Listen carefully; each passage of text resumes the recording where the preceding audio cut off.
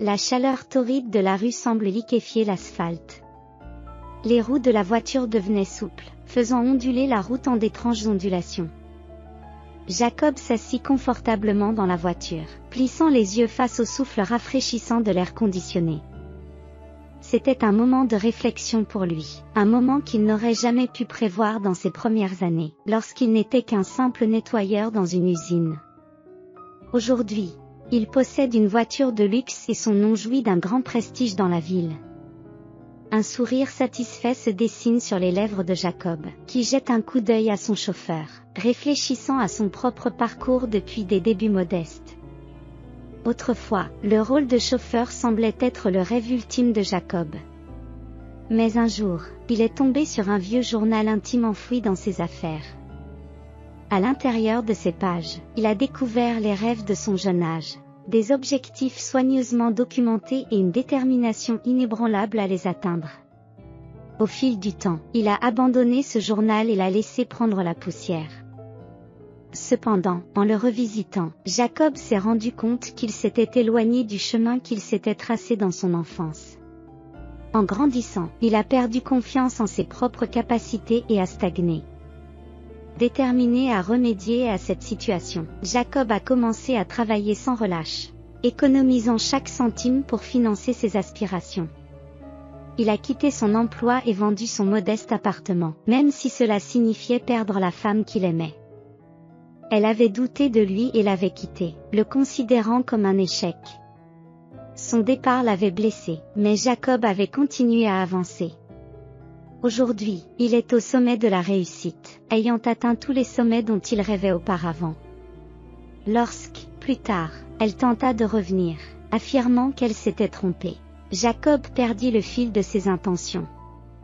Il se rendit compte qu'elle n'était attirée que par sa richesse, et qu'il ne voulait plus d'une telle personne dans sa vie. Jacob repoussa ses souvenirs lorsqu'il arriva à destination. En sortant de la voiture, il fut instantanément accueilli par les rayons brûlants du soleil. Grimaçant légèrement, il prit ses lunettes de soleil pour se protéger, plus des regards indiscrets des journalistes que de la chaleur implacable. Aujourd'hui marquait l'ouverture d'une nouvelle succursale de son agence immobilière, une entreprise qui avait fourni de nombreux emplois dans la ville. Bien qu'il ait prévu de donner des interviews, il voulait d'abord s'assurer que tout se déroulait comme prévu. Admirant l'arche de ballons festive et le logo bien conçu de l'agence, Jacob examina l'enseigne au néon au-dessus de l'entrée avant de pénétrer dans le bâtiment. Ses employés s'empressent de lui faire part de leurs progrès, ce qui témoigne du profond respect et de l'admiration qu'ils lui portent. Ils chérissaient leur travail car ils savaient qu'il était difficile de trouver un patron aussi dévoué et généreux que Jacob. Avec satisfaction, Jacob passe en revue le buffet et les gâteries disposées pour les participants à l'inauguration. Il regarda les paniers remplis de friandises et de fruits, imaginant le plaisir des enfants qui assistaient souvent à ces événements avec leur mère. Jacob n'avait pas d'enfants, mais il avait un faible pour eux et organisait souvent des activités et des programmes pour leur plaisir. De la musique commença à retentir à l'extérieur, signalant le début des festivités. Jacob s'aventura dehors pour observer les danses orientales enchanteresses, espérant que les journalistes lui accorderaient un peu de répit devant leurs micros et leurs caméras. Alors qu'il observe les mouvements gracieux des danseuses, il sent soudain qu'on lui tire le coude et entend une voix rauque. « Excusez-moi, jeune homme, je n'aime pas vous demander cela, mais pourriez-vous me donner un peu d'argent pour acheter une miche de pain? Si vous doutez de mes intentions, vous pouvez l'acheter vous-même. » Se tournant vers la femme âgée et mal habillée qui se trouvait à ses côtés, Jacob remarqua son apparence frêle, ses cheveux courts et argentés, et les rides qui témoignaient d'une vie de privation. Elle ressemblait étrangement à un personnage d'un film bouleversant. Sans hésiter, Jacob mit la main à la poche et en retira un billet de $100. Un jour comme celui-ci, il avait envie de faire confiance aux gens sans scepticisme. Il tend le billet à la vieille dame, qui exprime sa gratitude en pleurant. Cependant, l'attention de Jacob était rivée sur ses boucles d'oreilles, dont les pierres précieuses ternies évoquaient des souvenirs de son lointain passé. Angoissé, Jacob demande « Où avez-vous eu ces boucles d'oreilles ?» La femme pâlit. « Ses yeux sont remplis de peur et elle hésite. Elle semblait terrifiée par la question et secoua la tête. Je ne peux pas vous les vendre. Il était évident qu'elle avait déjà été approchée pour vendre ses boucles d'oreilles, au vu de son hésitation. Jacob insiste, je ne vous demande pas de les vendre. Je veux juste connaître leur origine. D'une voix tremblante, elle finit par révéler. Mon défunt mari les a fabriqués pour moi à une époque où il était presque impossible d'acquérir des bijoux. Ils sont uniques et ont une valeur sentimentale. Je ne pourrai jamais m'en séparer. Je préférerais avoir faim, mais ma petite fille est clouée au lit et souffre, et je dois m'occuper d'elle. Elle a du mal à se remettre. Le cœur de Jacob se refroidit instantanément. Les souvenirs de son passé douloureux lui reviennent en mémoire. Il se souvint de son enfance pauvre, marquée par un père qui les avait abandonnés, les laissant, sa mère et lui, dans le désespoir. Il se souvenait de ces nuits où il se réfugiait sur des bancs publics et se contentait de la maigre pitance d'une pomme d'un arbre voisin. Sans destination précise, ils se sont tournés vers une amie pour obtenir de l'aide, cherchant à se mettre à l'abri de la rage de son père viol. En entrant dans son appartement, elle a été confrontée à un spectacle choquant. Son mari au lit avec son amie la plus proche. Bouleversée par cette trahison déchirante, elle s'est abstenue de demander de l'aide à son amie. Au lieu de cela, elle s'est retrouvée en butte aux railleries d'anciennes connaissances qui, autrefois proches, se délectaient désormais de son désespoir. Les larmes coulent sur son visage lorsqu'elle tombe, presque par hasard, sur Madame Barrymore. Madame Barrymore, une âme bienveillante, offre son réconfort à une mère affamée et à son fils, les hébergeant dans son modeste 2 pièces. Sous l'égide de Mrs. Barrymore, la mère trouve un emploi et reprend peu à peu pied. Pendant cette période, la femme croise le chemin d'un homme remarquable qui deviendra plus tard le beau-père de Jacob. Le lien avec Madame Barrymore s'est estompé lorsque la femme a obtenu son propre appartement, ce qui l'a incité à s'y installer. Maintenant, devant Jacob, elle se trouve dans le besoin et demande de l'aide pour se procurer du pain. Jacob, très conscient de la dette qu'il a envers elle pour l'avoir sauvée de la famine, accède à sa demande. Le regard de Jacob est souvent attiré par les boucles d'oreilles de la femme, qui ont été fabriquées et offertes par son mari dans sa jeunesse. À son grand étonnement, elle lui demanda « Est-ce que je vous connais ?» Jacob lui répond « Te souviens-tu de la femme avec un petit enfant que tu as recueilli il y a des années ? Cet enfant, c'était moi. » Bouleversée, Mrs. Barrymore se couvrit le visage de ses mains tremblantes, ne croyant pas à la possibilité de retrouver le garçon qui l'avait aidé à s'occuper de sa petite fille nouveau-née lorsque la mère avait tragiquement succombé à l'accouchement. Les journalistes s'abattent sur Jacob, réclamant son attention. Mais ses pensées restent fermement fixées sur Madame Barrymore et son soutien inestimable. Il se souvient de ses paroles comme d'un phare d'encouragement dans les moments les plus difficiles. Mrs. Barrymore a dit un jour, « Mon garçon, tu atteindras un jour de grands sommets. Tu deviendras célèbre et influent, et un jour, toi aussi, tu aideras quelqu'un en grande difficulté. » Jacob avait l'occasion de rendre la gentillesse par la gentillesse. Mais la femme disparut mystérieusement dans la foule, échappant à sa poursuite. Frustré par cette distraction et refusant d'accorder des entretiens, Jacob s'en remet au personnel de l'agence et se rend au bureau principal. Il appelle rapidement sa mère et lui raconte sa rencontre fortuite. Elle aussi se souvient affectueusement de Mrs. Barrymore et encouragea son fils à la retrouver et à lui exprimer sa gratitude pour sa gentillesse inébranlable. Jacob se retrouve accaparé par cette mission. Bien qu'ils aient découvert des informations sur la vente de l'appartement de Madame Barrymore, l'endroit où elle se trouvait par la suite restait entouré de mystères. Leurs efforts pour la localiser progressent lentement, ce qui renforce la détermination de Jacob à la retrouver et à aider sa petite fille. Il ne comprend pas pourquoi elle a disparu, refusant son aide. Parfois, il se demande si leur rencontre précédente n'était pas le fruit de son imagination. Quelques semaines plus tard, un appel confirme que Mrs. Barrymore avait été retrouvée. Elle résidait désormais dans un village de vacances déshérité, luttant contre une habitation au toit percé. Jacob met de côté toutes ses autres obligations et se rend en voiture à l'adresse indiquée dans le message. Craignant que Madame Barrymore ne résiste à son aide en raison de sa fuite antérieure, il est soulagé lorsqu'elle émerge sous le porche, les larmes aux yeux. « Mon fils, je n'aurais jamais imaginé que tu me cherches et que tu me viennes en aide. Pardonne-moi, je n'ai pas grand-chose à offrir en termes de subsistance. J'ai utilisé l'argent que tu m'as donné pour acheter de la farine, de la levure et des céréales pour faire des gâteaux de porridge. J'ai également obtenu des médicaments pour Jane, qui est devenue fragile.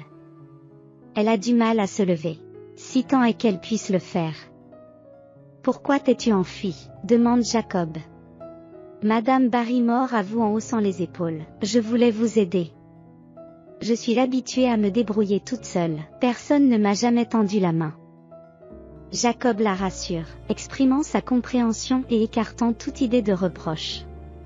Madame Barrymore, qu'est-il arrivé à Jane? Pourquoi est-elle alitée? La vieille femme, les lèvres frémissantes et les yeux pleins de larmes, raconte les événements déchirants qui se sont déroulés il y a 5 ans. Par une chaude soirée de septembre, Jane est rentrée tôt chez elle pour fêter l'anniversaire de sa grand-mère. À son insu, un policier local nommé Alex la harcelait sans relâche, malgré son désintérêt manifeste et sa situation de famille. Ce jour-là, en état d'ébriété et ne cessant de lui faire des avances, Alex a suivi Jane dans l'entrée de son immeuble. Malgré sa peur, Jane lui a calmement fait part de son refus, tentant de le raisonner. Sa colère est montée d'un cran, conduisant à une violente agression, le tout dans l'enceinte d'un immeuble insonorisé, habité principalement par des résidents âgés souffrant de déficience auditive. Les cris de Jane n'ont pas été entendus alors qu'elle endurait une épreuve horrible, et lorsqu'elle a finalement réussi à s'échapper, Alex a dégringolé les escaliers, la plaçant en soins intensifs pendant plusieurs semaines. Elle a enduré une longue période de traitement, et leurs efforts pour traduire l'auteur en justice se sont avérés vains, Alex ayant nié avec véhémence tout acte répréhensible. Dans un retournement de situation, il a accusé Jane de s'être offerte à lui. Alex a réussi à échapper aux conséquences juridiques, protégé par des connaissances influentes, et ils se sont retrouvés sans compensation. Le désespoir s'installe alors que Jane a besoin d'une opération coûteuse de la colonne vertébrale.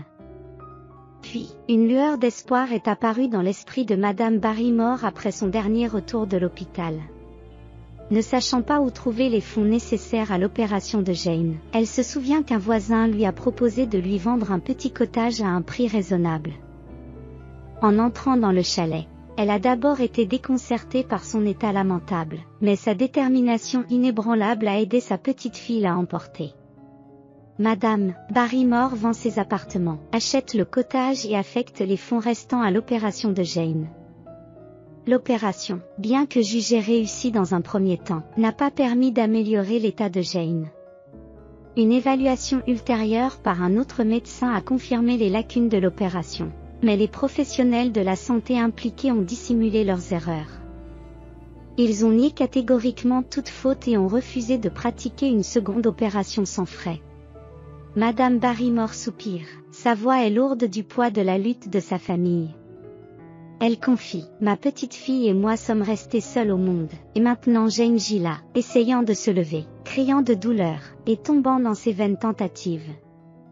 C'est déchirant de la voir souffrir, mais elle persévère, ignorant que sa colonne vertébrale fragile ne peut supporter de tels efforts. » Jacob, bien que calmement attentif, ne peut réprimer ses poings serrés et son désir ardent de voir la justice rendue aux responsables. Il s'est juré de poursuivre la justice, peu importe le nombre d'années que cela prendra. Rassuré, il dit à Madame Barrymore, « Ne vous inquiétez pas. » Barrymore, « Ne vous inquiétez pas, Madame Barrymore. Je suis là pour vous aider. Tout comme vous nous avez aidés, c'est à mon tour de rendre la gentillesse par la gentillesse. Merci, mon fils.